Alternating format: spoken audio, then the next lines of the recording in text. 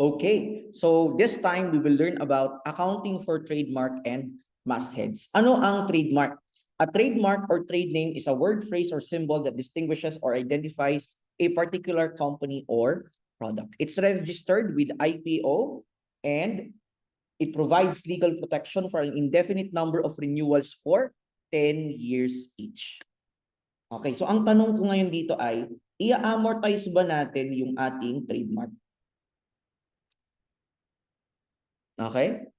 So, sabi dito, an entity that uses an established trademark may properly consider it to have indefinite life and will not amortize its cost. So, babalik tayo dun sa concept natin kanina, na even though kung 10 years each siya, pero yung cost natin to incur it, to renew it, is very insignificant, then it would be indefinite useful life.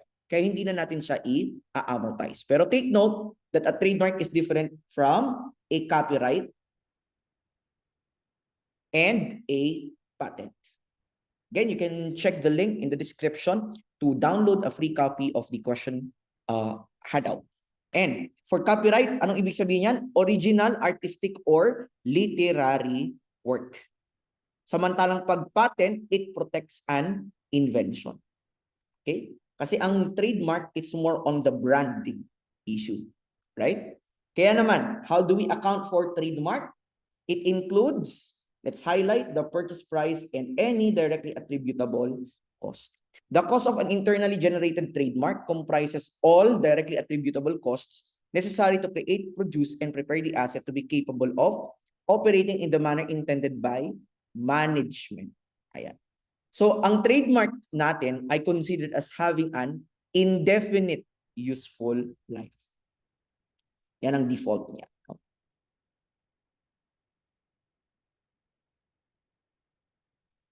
What are other issues? Subsequent expenditures on a trademark are considered or recognized as expenses. So kung may pahabol tayong gastos related to trademark, naka-recognize siya as expense. No? Ang exception lang kapag yung definition natin ng intangible asset na meet, kaya ika-capitalize natin. Pero madalas sa madalas, pag may subsequent expenditure in any intangible asset, that would be expense. Okay? So, let's have a few illustrations here.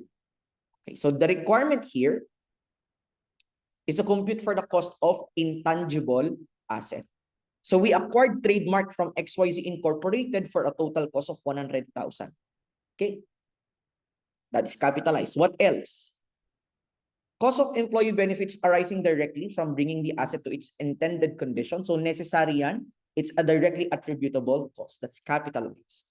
Next, arising directly, again, a professional fees. Bringing the asset to its intended condition. So necessary yan, directly attributable cost, capitalized. Next, introducing the new product including advertisement costs. These are marketing expenses. So hindi siya makakapitalize. So what's our answer? That would be 110 and 5. Answer, 115,000. And take note na wala tayong amortization. Diba? Trademark, no amortization. Next one. So, paano naman daw kapag self-generation? Pwede ba natin i-capitalize? Yes. What are things that we would capitalize? Number one, materials and services used and consumed in generating the trademark. Capitalized. What else? Employee benefits incurred in generating the trademark. Yes, that is capitalized. Fees to register the trademark. Yes. And amortization of patents and licenses that were used to generate the trademark. These are directly attributable costs. So lahat yon ay capitalized. How about yung last item? Hindi. Because selling admin expense yan. So, what would be the cost of intangible asset? 50 plus 10 plus 5 plus 2, that would be 67,000. So, trademark is one of the very, very few intangible assets that we can capitalize if we are able to internally generate it. Pero in general, kapag sinabi nating intangible asset, hindi natin pwedeng i-capitalize kung self-generated, kung internally generated. No? So, very niche lang yung example na yan. Masthead may refer to a list usually found on the editorial page of a newspaper or other periodical, listing the publisher, editorial board, advertising rates, so on and so forth. Ayan. So, how do we account for it?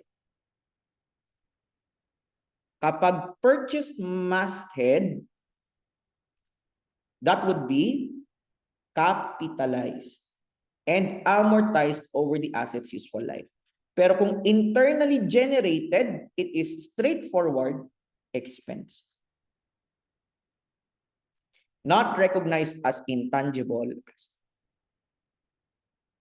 And that concludes our accounting for trademark and masthead. Trademarks by default ay walang amortization. Pero we can recognize a trademark even with its internally generated. No?